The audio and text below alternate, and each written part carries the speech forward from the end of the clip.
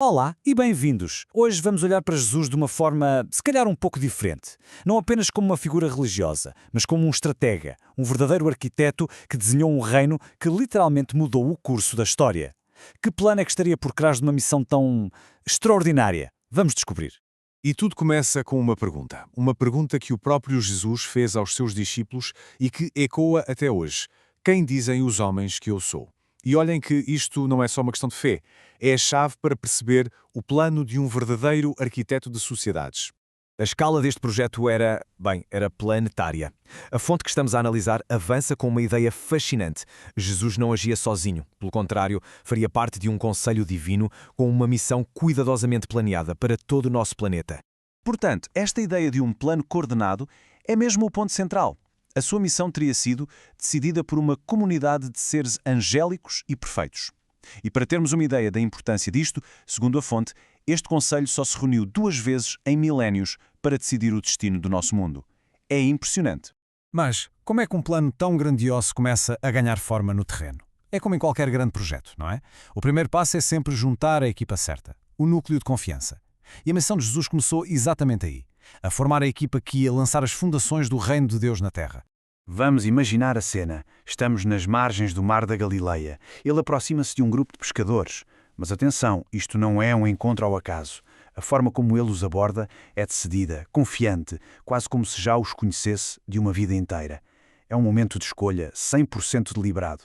E o convite não podia ser mais simples e direto, sem promessas de riqueza, sem promessas de poder. Ele olha para Simão e André e pergunta: "Quereis ser meus discípulos?" Reparem, não há aqui um negócio, é um apelo puro à convicção de cada um. Um desafio. A resposta é imediata, total. Senhor, seguiremos os teus passos. Deixar tudo para trás, as redes, os barcos, a vida que conheciam, sem hesitar um segundo. Esta aceitação só nos mostra o poder incrível da sua presença, a força de um chamado que vai muito para além da lógica do dia-a-dia.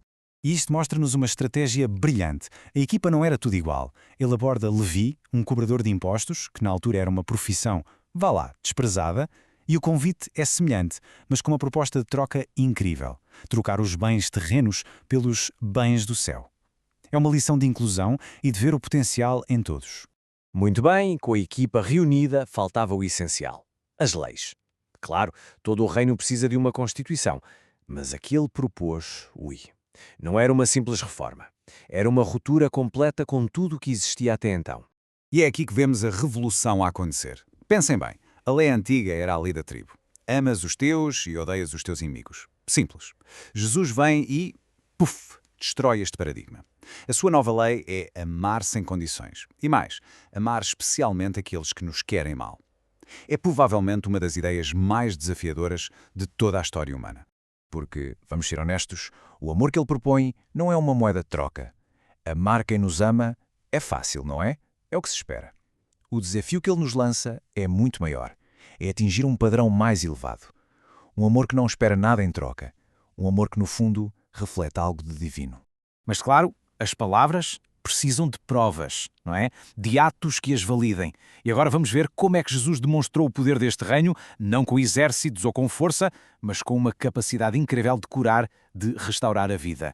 Então, como é que se explicam estas curas? Bem, a fonte que estamos a analisar sugere um conceito interessante: bioenergia curadora. A ideia é que dele emanava uma energia vital tão poderosa, uma força de restauração tão intensa, que, com um simples toque, era capaz de reequilibrar a matéria e devolver a harmonia a um corpo. Vamos a um caso concreto. Jairo, um líder religioso, procura-o, completamente desesperado porque a sua filha está a morrer. Mas, no meio do caminho, chega a pior notícia de todas. Ela morreu. É tarde. O cenário é de desespero total. Fim da linha. E é aqui, no meio de toda esta dor, desta descrença, que a resposta dele nos desarma. Uma calma, uma confiança inabaláveis. Ele chega a redefinir a própria morte, dizendo que é apenas um sono. Não temas, crê somente. Ela dorme. E depois, o momento de viragem, com apenas 2 palavras, Talita cum, que quer dizer menina, levanta-te, a vida é restaurada.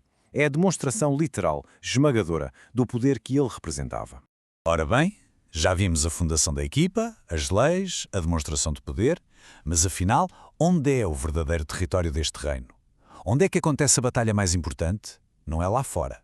Acontece dentro do coração de cada um. É nesta altura que um seguidor faz aquela pergunta de $1 milhão. A pergunta que, no fundo, todos nós fazemos de vez em quando. Afinal, quem são os nossos verdadeiros inimigos? Onde é que se luta essa batalha? E que armas é que temos para lutar? E a resposta vira tudo do avesso. Os verdadeiros adversários não estão lá fora. Não são as outras pessoas, não são as circunstâncias da vida. Estão cá dentro, no nosso mundo íntimo, nesse reino secreto que é o coração.